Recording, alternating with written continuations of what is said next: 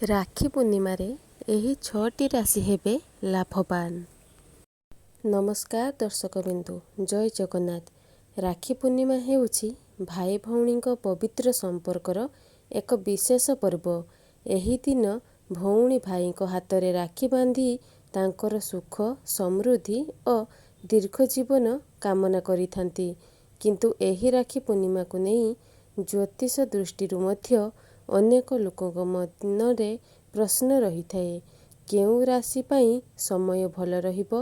କାହାର ଆର୍ଥିକ ସ୍ଥିତିରେ ସୁଧାର ଆସିପାରେ? କାହାର ଅଟକିଥିବା କାମ ଆଗକୁ ବଢ଼ିପାରେ? କାହାର ପରିବାରରୁ ମିଳିପାରେ ବଡ଼ ସହଯୋଗ? ଏବଂ କେଉଁ 6ଟି ରାଶି ପାଇଁ ରାକ୍ଷୀ ପୂର୍ଣ୍ଣିମା ସମୟ ଅଧିକ ଅନୁକୂଳ ହୋଇପାରେ? ଆଜି ଆମେ କେବଳ 6ଟି ରାଶି ବିଷୟରେ ବିସ୍ତାରରେ ଜାଣିବା। ତେବେ ଆପଣଙ୍କ ରାଶି ଏହି 6ଟି ମଧ୍ୟରୁ ଗୋଟିଏ କି? ଯଦି ହଁ, ଭିଡ଼ିଓକୁ ଶେଷ ପର୍ଯ୍ୟନ୍ତ ଦେଖନ୍ତୁ। ପ୍ରଥମ ରାଶି ବୃଷ ରାଶି। ବୃଷ ରାଶିର ଲୋକମାନଙ୍କ ପାଇଁ ରାକ୍ଷୀ ପୂର୍ଣ୍ଣିମା ସମୟ ପରିବାର ଓ ଆର୍ଥିକ କ୍ଷେତ୍ରରେ ଆଶାଜନକ ରହିପାରେ। ଆପଣ ଦୀର୍ଘ ସମୟ ଧରି କୌଣସି କାମ ପାଇଁ ଅପେକ୍ଷା କରୁଥିଲେ, ତେବେ ସେହି କାମରେ ଗତି ଆସିବାର ସୁଯୋଗ ରହିପାରେ। ଭାଇ କିମ୍ବା ଭଉଣୀଙ୍କ ଠାରୁ କୌଣସି ଭଲ ଖବର ମିଳିପାରେ। ପରିବାରରେ ଯଦି କୌଣସି ମତଭେଦ ରହିଥାଏ, ତେବେ ଆଲୋଚନା ମାଧ୍ୟମରେ ତାହା କମିପାରେ। ଏବେ ଜାଣିବା ଧନ କ୍ଷେତ୍ରରେ। ବୃଷ ରାଶି ଲୋକମାନେ ଏହି ସମୟରେ ଧନ ସମ୍ପର୍କରେ ଅଧିକ ସଚେତନ ହେବା ଆବଶ୍ୟକ। ଆୟର ନୂଆ ରାସ୍ତା ଖୋଜୁଥିବା ଲୋକଙ୍କୁ କୌଣସି ନୂଆ ସୁଯୋଗ ମିଳିପାରେ। ତେବେ ଅଧିକ ଲାଭର ଆଶାରେ ଅଜଣା ସ୍ଥାନରେ ଟଙ୍କା ଲଗାଇବା ଠାରୁ ଦୂରେଇ ରହିବା ଭଲ। ଏବେ ଜାଣିବା ଚାକିରି ଓ ବ୍ୟବସାୟ କ୍ଷେତ୍ରରେ। ଚାକିରି କରୁଥିବା ଲୋକଙ୍କୁ ନୂଆ ଦାୟିତ୍ୱ ମିଳିପାରେ।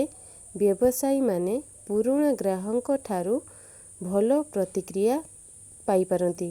ପରିବାର ବିଷୟରେ ଜାଣିବା। ରାକ୍ଷୀ ପୂର୍ଣ୍ଣିମାରେ ଭାଇ ଭଉଣୀଙ୍କ ସହିତ ସମୟ କାଟିବା ବୃଷ ରାଶି ପାଇଁ ମାନସିକ ଭାବେ ଭଲ ରହିପାରେ। ଦ୍ୱିତୀୟ ରାଶିଟି ହେଉଛି ମିଥୁନ ରାଶି। ଏବେ ଆସନ୍ତୁ ମିଥୁନ ରାଶି ବିଷୟରେ ଜାଣିବା। ମିଥୁନ ରାଶିର ଲୋକମାନଙ୍କ ପାଇଁ ଏହି ସମୟ ଯୋଗାଯୋଗ ଓ କାର୍ଯ୍ୟକ୍ଷେତ୍ର ପାଇଁ ଭଲ ରହିପାରେ। ଆପଣଙ୍କ ଗୋଟିଏ କଥା କାହାରି ଉପରେ ଭଲ ପ୍ରଭାବ ପକାଇପାରେ। ଯେଉଁ କାମ ପାଇଁ ଆପଣ ଦୀର୍ଘ ସମୟ ଧରି ଚେଷ୍ଟା କରୁଛନ୍ତି, ସେଥିରେ ନୂଆ ରାସ୍ତା ଦେଖାଯାଇପାରେ। ଚାକିରି କ୍ଷେତ୍ରରେ। ଚାକିରି କରୁଥିବା ଲୋକଙ୍କୁ ନିଜ କାମରେ ପ୍ରଶଂସା ମିଳିପାରେ। କାର୍ଯ୍ୟସ୍ଥଳରେ ନିଜ ମତ ରଖିବାର ସୁଯୋଗ ମିଳିପାରେ। ଏବେ ଆସନ୍ତୁ ଜାଣିବା ଧନ କ୍ଷେତ୍ରରେ। ଧନ ଆସିବା ସହିତ ଖର୍ଚ୍ଚ ମଧ୍ୟ ରହିପାରେ। ତେଣୁ ଆବଶ୍ୟକ ଓ ଅନାବଶ୍ୟକ ଖର୍ଚ୍ଚ ମଧ୍ୟରେ ପାର୍ଥକ୍ୟ ରଖନ୍ତୁ। ଏବେ ଆସନ୍ତୁ ଜାଣିବା ଛାତ୍ରଛାତ୍ରୀ ବିଷୟରେ। ମିଥୁନ ରାଶିର ଛାତ୍ରଛାତ୍ରୀମାନେ ମୋବାଇଲ ଓ ଅନ୍ୟାନ୍ୟ ବିକ୍ଷେପରୁ ଦୂରେଇ ପଢ଼ାରେ ଧ୍ୟାନ ଦେଲେ ଭଲ ଫଳ ମିଳିପାରେ। ଏବେ ଜାଣିବା ସମ୍ପର୍କ ବିଷୟରେ। ଭାଇ ଭଉଣୀଙ୍କ ସହିତ ଭଲ ସମୟ କାଟିବାର ସୁଯୋଗ ମିଳିପାରେ। ପୁରୁଣା କୌଣସି ଅଭିମାନ ଥିଲେ ଏହି ଦିନ ତାହା ଦୂର କରିବାକୁ ଚେଷ୍ଟା କରନ୍ତୁ। ତୃତୀୟ ରାଶି ହେଉଛି ସିଂହ ରାଶି। ସିଂହ ରାଶି ପାଇଁ ଏହି ସମୟ ଆତ୍ମବିଶ୍ୱାସ ବଢ଼ାଇପାରେ। ନିଜ କ୍ଷମତା ଉପରେ ବିଶ୍ୱାସ ରଖି କାମ କଲେ ଭଲ ସୁଯୋଗ ମିଳିପାରେ। କାର୍ଯ୍ୟକ୍ଷେତ୍ରରେ। ଆପଣଙ୍କ କାମକୁ ଉଚ୍ଚ ଅଧିକାରୀ କିମ୍ବା ସହକର୍ମୀମାନେ ପ୍ରଶଂସା କରିପାରନ୍ତି। ନୂଆ ଦାୟିତ୍ୱ ମିଳିଲେ ଭୟ ନ କରି ତାହାକୁ ଗ୍ରହଣ କରନ୍ତୁ। ଏବେ ଜାଣିବା ବ୍ୟବସାୟ ଉପରେ। ବ୍ୟବସାୟୀମାନେ ନୂଆ ଲୋକଙ୍କ ସହିତ ପରିଚିତ ହୋଇପାରନ୍ତି। ଭବିଷ୍ୟତରେ ଏହି ସମ୍ପର୍କ ଉପକାରୀ ହୋଇପାରେ। ଏବେ ଆସନ୍ତୁ ଜାଣିବା ପରିବାରରେ କେମିତି କଟିବ ଆପଣଙ୍କ ଦିନ।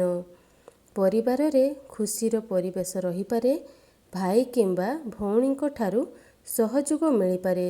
ବୟସ୍କମାନଙ୍କ ଆଶୀର୍ବାଦ ନେବା ଆପଣଙ୍କ ମନକୁ ଶାନ୍ତି ଦେଇପାରେ। ଚତୁର୍ଥ ରାଶି ହେଉଛି ତୁଳା ରାଶି। ତୁଳା ରାଶିର ଲୋକମାନଙ୍କ ପାଇଁ ରାକ୍ଷୀ ପୂର୍ଣ୍ଣିମା ସମୟ ସମ୍ପର୍କ ଓ ସାମାଜିକ ଜୀବନ ପାଇଁ ଭଲ ରହିପାରେ। ଆପଣଙ୍କ ଜୀବନରେ କୌଣସି ନୂଆ ଲୋକଙ୍କ ଆଗମନ ହୋଇପାରେ, ଯିଏ ଭବିଷ୍ୟତରେ ଆପଣଙ୍କୁ ସହଯୋଗ କରିପାରନ୍ତି। ଆପଣଙ୍କର ଆର୍ଥିକ ସ୍ଥିତି କେମିତି ରହିବ? ଧନ ସମ୍ପର୍କରେ ଭଲ ଯୋଜନା କରିବାର ସମୟ। ପୁରୁଣା ଦେୟ କିମ୍ବା ଅଟକି ଥିବା ଟଙ୍କା ବିଷୟରେ ଆଲୋଚନା ହୋଇପାରେ। ତେବେ ଆର୍ଥିକ ନିଷ୍ପତ୍ତି ନେବାବେଳେ ଭଲ ଭାବରେ ତଥ୍ୟ ଯାଞ୍ଚ କରନ୍ତୁ। ପରିବାର ସହିତ ଆପଣଙ୍କ ସମୟ କେମିତି କାଟିବେ? ଭାଇ ଭଉଣୀଙ୍କ ସହିତ ସମ୍ପର୍କ ଆହୁରି ମଜବୁତ ହୋଇପାରେ। ଘରେ ହସଖୁସିରେ ପରିବେଶ ରହିପାରେ। ବିଶେଷ ସଂକେତ। ତୁଳା ରାଶି ପାଇଁ ଏହି ସମୟରେ ସବୁଠାରୁ ବଡ଼ ଶକ୍ତି ହେଉଛି ସନ୍ତୁଳନ। ଭାବନାରେ ନୁହେଁ, ଭାବିଚିନ୍ତି ନିଷ୍ପତ୍ତି ନିଅନ୍ତୁ। ପଞ୍ଚମ ରାଶି ହେଉଛି ଧନୁ ରାଶି। ଧନୁ ରାଶି ପାଇଁ ରାକ୍ଷୀ ପୂର୍ଣ୍ଣିମା ସମୟ ନୂଆ ଆଶା ନେଇ ଆସିପାରେ। ଦୂରରେ ଥିବା ଭାଇ କିମ୍ବା ଭଉଣୀଙ୍କ ସହିତ ଯୋଗାଯୋଗ ହୋଇପାରେ। କୌଣସି ଖୁସି ଖବର ମିଳିପାରେ। କାର୍ଯ୍ୟକ୍ଷେତ୍ର ଆପଣଙ୍କ କେମିତି କଟିବ? ନୂଆ କାମ ଶିଖିବା କିମ୍ବା ନୂଆ ଦାୟିତ୍ୱ ନେବାର ସୁଯୋଗ ମିଳିପାରେ। ଯେଉଁମାନେ ଚାକିରି ଖୋଜୁଛନ୍ତି ସେମାନେ ଚେଷ୍ଟା ଜାରି ରଖନ୍ତୁ। ଆପଣଙ୍କର ଧନ ସମ୍ପତ୍ତି କେମିତି ଆସିବ? ଧନ କ୍ଷେତ୍ରରେ ସ୍ଥିତି ଧୀରେ ଧୀରେ ଭଲ ହେବାର ଆଶା ରହିପାରେ, କିନ୍ତୁ ଅତ୍ୟଧିକ ଖର୍ଚ୍ଚ କରିବାରୁ ଦୂରେଇ ରୁହନ୍ତୁ। ଏବେ ଜାଣିବା ପରିବାର ବିଷୟରେ। ପରିବାରର ସମସ୍ତଙ୍କ ସହିତ ଭଲ ବ୍ୟବହାର କରନ୍ତୁ। ରାକ୍ଷୀ ପୂର୍ଣ୍ଣିମା ଦିନ ଭାଇ ଭଉଣୀଙ୍କ ସହିତ କାଟିବା ସମୟ ଆପଣଙ୍କ ପାଇଁ ସ୍ମରଣୀୟ ହୋଇପାରେ। ଷଷ୍ଠ ରାଶି ହେଉଛି କୁମ୍ଭ ରାଶି। ଏବେ ଆସିଲା ଆମର ଶେଷ ରାଶି କୁମ୍ଭ ରାଶି। କୁମ୍ଭ ରାଶିର ଲୋକମାନଙ୍କ ପାଇଁ ଏହି ସମୟ ନୂଆ ଯୋଜନା ଓ ନୂଆ ଆଶା ଆଣିପାରେ। ଆପଣ ଯଦି ଦୀର୍ଘ ସମୟ ଧରି କୌଣସି ଲକ୍ଷ୍ୟ ପାଇଁ କାମ କରୁଛନ୍ତି, ତେବେ ଧୈର୍ଯ୍ୟ ହରାନ୍ତୁ ନାହିଁ। ଆପଣଙ୍କର ଚାକିରି ବିଷୟରେ। କାର୍ଯ୍ୟକ୍ଷେତ୍ରରେ ନୂଆ ଦାୟିତ୍ୱ ମିଳିପାରେ। ଆପଣଙ୍କ ନୂଆ ଚିନ୍ତାଧାରା ଅନ୍ୟମାନଙ୍କୁ ଦୃଷ୍ଟି ଆକର୍ଷଣ କରିପାରେ। ଏବେ ଜାଣିବା ଧନ ସମ୍ପତ୍ତି ବିଷୟରେ। ଆର୍ଥିକ କ୍ଷେତ୍ରରେ ଯୋଜନା କରି ଚାଲିବା ଆବଶ୍ୟକ। ଅଟକିଥିବା କାମ ବିଷୟରେ କୌଣସି ଖବର ମିଳିପାରେ, କିନ୍ତୁ ନିବେଶ କିମ୍ବା ବଡ଼ ଆର୍ଥିକ ସମ୍ପତ୍ତି ପୂର୍ବରୁ ନିଶ୍ଚିତ ଭାବେ ଯଥେଷ୍ଟ ତଥ୍ୟ ଯାଞ୍ଚ କରନ୍ତୁ। ଏବେ ଜାଣିବା ପରିବାର ବିଷୟରେ। ଭାଇ ଭଉଣୀଙ୍କ ସହିତ ସମ୍ପର୍କ ଭଲ ରହିପାରେ।